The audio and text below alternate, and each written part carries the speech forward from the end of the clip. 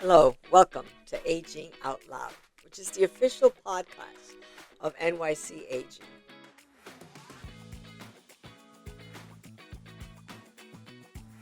Hello, everyone, and welcome to our inaugural version of Aging Out Loud. Here we are in our first episode, podcast episode. I couldn't think of a better person to inaugurate these podcasts with, but someone who has dedicated many, many years to the field of aging and has run many programs with excellence. And she is our first guest on Aging Out Loud, Claudette Macey from the Fort Greene Council, which is a collective of several older adult clubs and a series of aging services. Thank you so much for having me. I'm very pleased to be the first.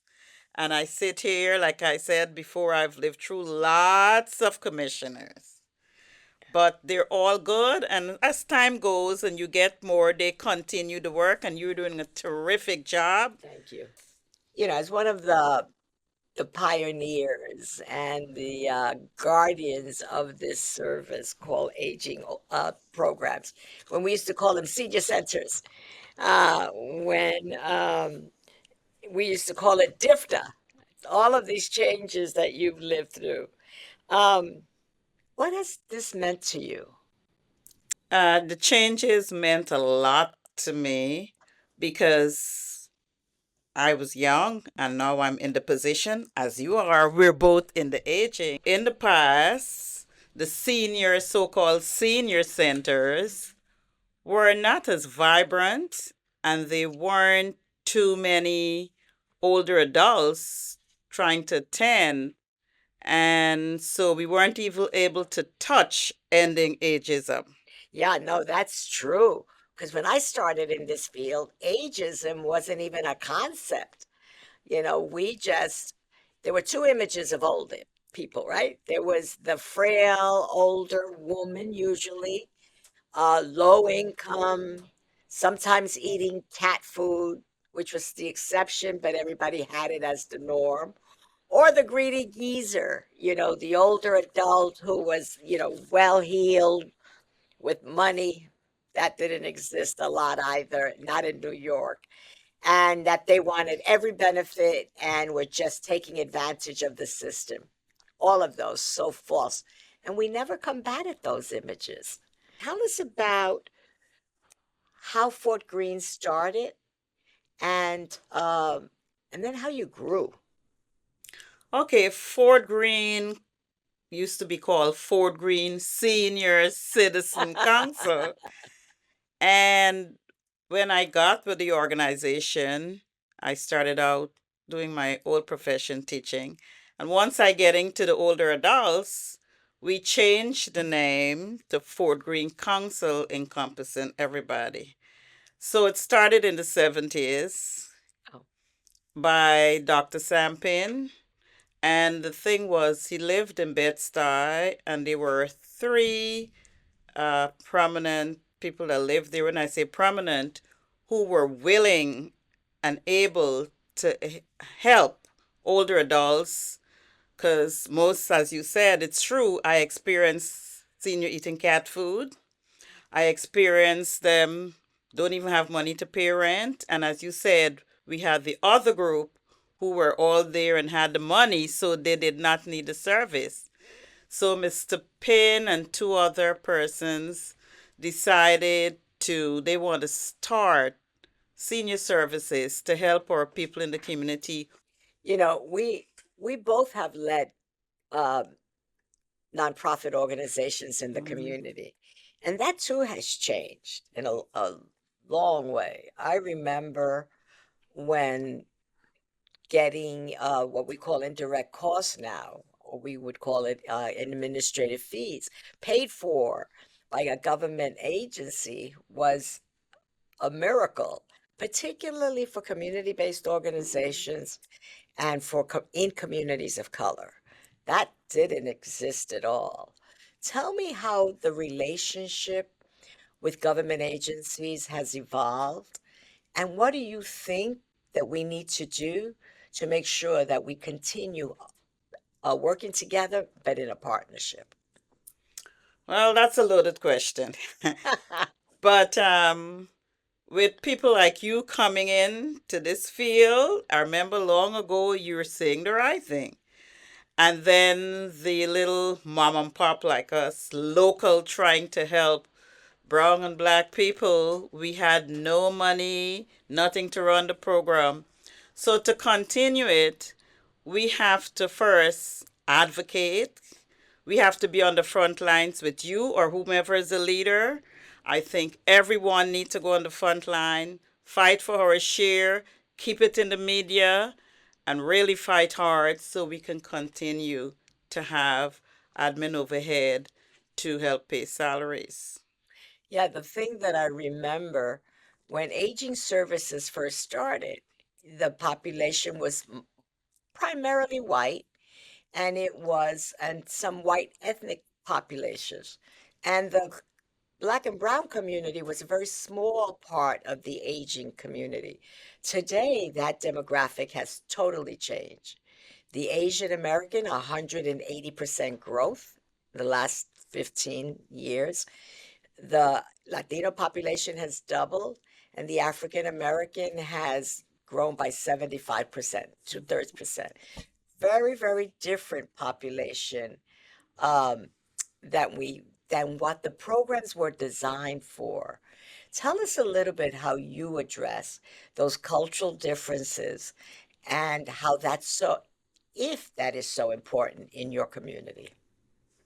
It's very important to our community. As you know, Brooklyn is the largest over 60 black and brown population in our borough. So I would address that, just like I said before, doing what? And I just want to point out, in those days, the well off, we would end up, a person, especially if they live alone in a nursing home, have nowhere to go.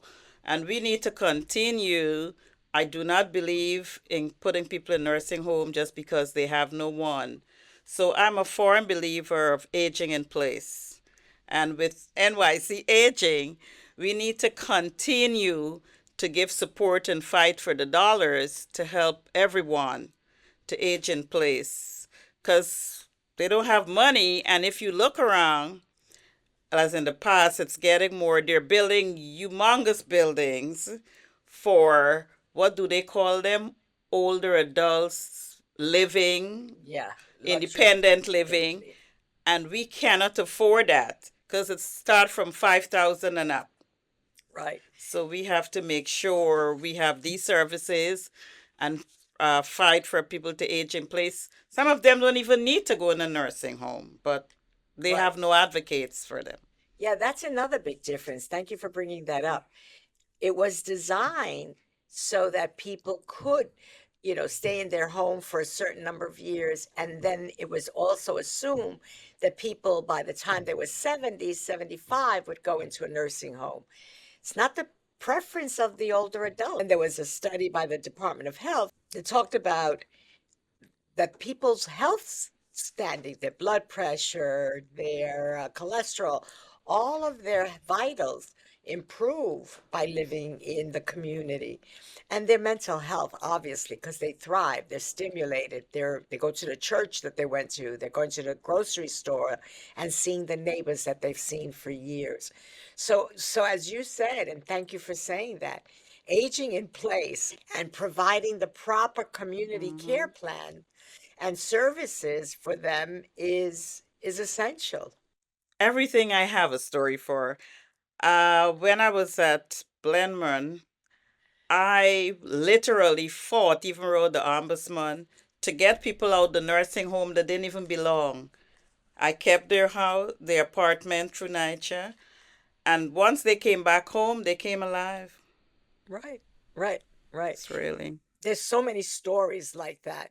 The one thing that I remember also, and I got it from you, Anna, and a few of the programs, that something as a few hours of home care can make someone even stay longer and thrive more. You know, a little help to go to the doctor's appointment, to help them with their groceries. All of those things make a difference in someone's quality of life, but it also preserves their dignity, Sure. you And know? that's the main thing. Yeah. Everyone needs to have their dignity. Everybody needs to make sure Make that their sure. dignity is not sweat. And the other thing is, I've heard you say this, we're not giving them anything. This is everything that they've earned and worked for in this city. So true. So that's why we say aging out loud, aging at home, and it is, you're not giving me anything. It is what I've earned and what I've helped build. We need to flip the script with ageism. Just because you're a certain age, you don't do this, and everything that NYC Aging is planning, like the talent show, etc. We are flipping the script. Yeah, we are really flipping the script because we're not a frail older woman. And that we may be, some people may be, but look at you and I. You know, we're thriving. Sure. We're still working. You know, people Yep. keep asking us, when are you going to retire? And we both have the same look, like, uh-huh. not not quite, because we still have something to contribute. Yep. You know, and they're thousands just like you and I, Miss Macey. The one thing I wanted to ask you was, when you were young, all right? And Younger. younger, thank you for correct. That was sort of like an ageist statement, wasn't it? See how ageism is so insidious that we have to watch even our words, Mhm. even those of us who are committed to combat it fall right into that trap because society, programs us in a particular way.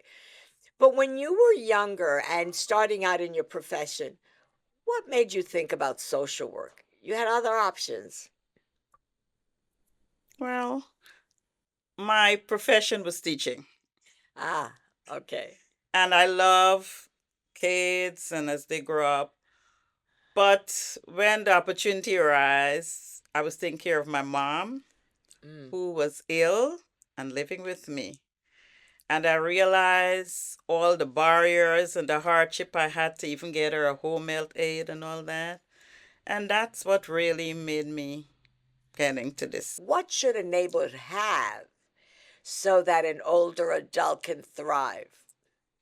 Well, know we should have a community that caters for, like, lightning at the side at the bus stop, age friendly. The sidewalk shouldn't be broken. The place where they live should have lights in the streets, and the supermarket should carry healthy, fresh vegetables. We have so many cultural institutions, Yep. large ones and small ones. In Brooklyn, we have BAM. In Manhattan, we have the Met and the Natural History. In the Bronx, we have the botanical gardens. In Brooklyn, you have botanical gardens, and Gardens. we have the zoos. So all of those have special days and opportunities for older women. We also have some good pools for the older adults in Brooklyn and Manhattan and the Bronx. If you would think about Brooklyn and you think about the growth in Brooklyn, um, what do you think are the values of NORCs, or designating other communities as NORCs? As for those of you who don't know, NORCs are natural occurring retirement communities where the population might be 20% or more older adult. I think that program is very beneficial, though it's not very popular. I was just talking to someone the other day, and more could be needed and help with the older adult situation. Yeah, I always say that we need to look at that real carefully because by 2030, every community in New York City will be a NORC. Nor And so we need to be well prepared on what are the services and what are the opportunities and the relationship between NORCs and older adult clubs and all of the wraparound services that we want for older adults. So congratulations thank on you. your cook Thank winning you. first prize in the competition of plant-based. Yes. And I remember when I saw on the what was the item he was going to cook, and he said oxtail. I said, okay, wait a minute. I was going to make oxtail from plant-based. Um, but talk a little bit about the importance of nutrition, healthy eating, and how you have been able to adapt to this plant-based and obviously well that you got first prize. But tell us a little bit about that transition and the value of that and the challenges. Well, it's very challenging, very, very. So, what we do and what I do with all any senior that visit, we try to bring in nutritionists to talk to them about, and sometimes we have younger people. We have one that used to work with DIFTA for years and looking as good as Spike. So she always starts with, I'm 80, whatever, and I haven't been eating, and she looks like 50. And she tells them the reason. I always believe don't preach to the people, Right, teach. right. And that's what we've been Good. doing. Great, great. That's And we are trying little by little, but the plant based food is so expensive now. oh yeah. The organic, this and so Yeah. we mix it up plant based and vegan. Vegan. Right. Some days Right. vegan, some days Right. plant based. Took me a moment to know the difference. And I don't It's know that I actually know the difference. yeah, But our nutritionists are working on me. But the challenges are real. The it challenges are is. real, particularly when you start thinking about adaptation for cultural and religious differences. Yes. You really do have excellent programming. I never forget that high tea. But you also have Goal. How is it that you decide? Like what do I bring in and how do I sustain the interest in it? Well, we have, which everybody should have, what's the regulation? And we always kept that a senior advisory council. Perfect. Absolutely. And so they come together representing their peers and they talk about what they would like. And that's how you get to talk about the plant based, about everything. But it's a challenge. When you came to this country, right? Because I know you weren't born here. Mm. Um, what were your expectations of New York City? I don't know if I can say it. I've gotten used to the environment. But when I came here as a teenager with my mom and my dad, first thing I get off the plane, I saw, and as I was driving, I'm seeing a lot of black bags in the street. I'm saying somebody dropped their bag. They realize it's garbage in the street. So that was one of my big, and then living in a big building in a little apartment. Right. So that was, yeah. And it took me, I was young, so I adopted really quickly. So it looks good to me now. And I'm hoping, we're cleaning it up more. So I do understand when people come and they're saying, some people say, what is this? And my brother say, it's garbage. I say, how people throw garbage? Well, not anymore. Now you have to put it in a bin. Bin. Yeah. God put it in several bins. If there was a myth about aging and and our desire to combat it, what is the myth you want people to just give up that they hold about older adults? Well, one of the myths, not because you're a certain age, you're dead. I had a senior always said, you're alive only when your breath is gone, don't lie down. And she played the steel pan and she did everything. And she got married she was 80 something and got married to a 25-year-old man. Lordy. Now I want to hear the rest of that story. Well, unfortunately, he died before her. She died shortly after. Oh, broken heart. So I just think people should not look at age.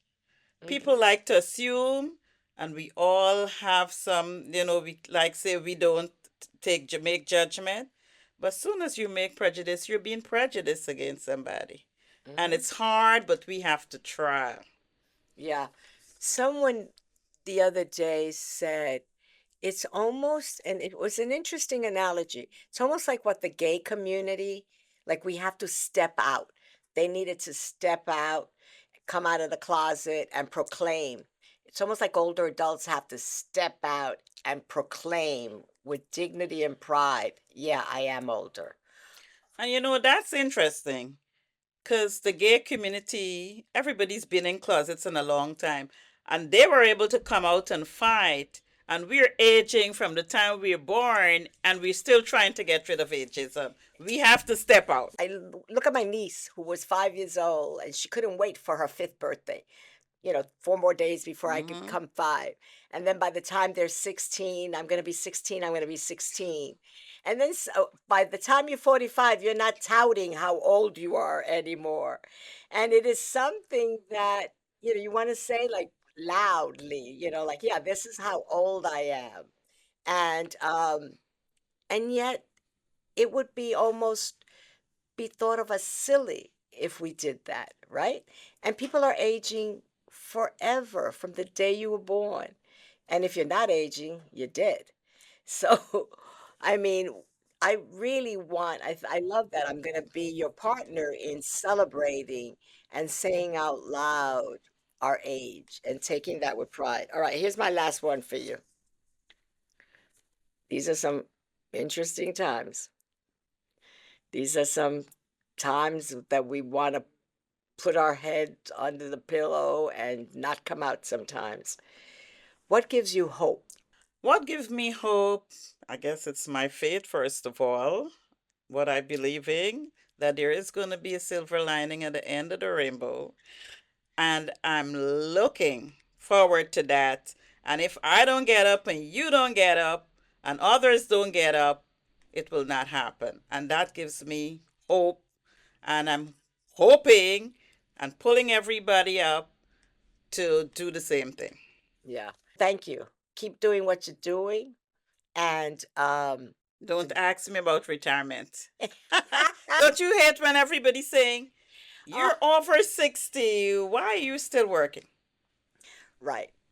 No, but have any of those people offered you a paycheck? Oh, well, everybody stopped because I had an answer. I said, bring a pen and a paper. We'll do a legal paper that you will give me X amount every week.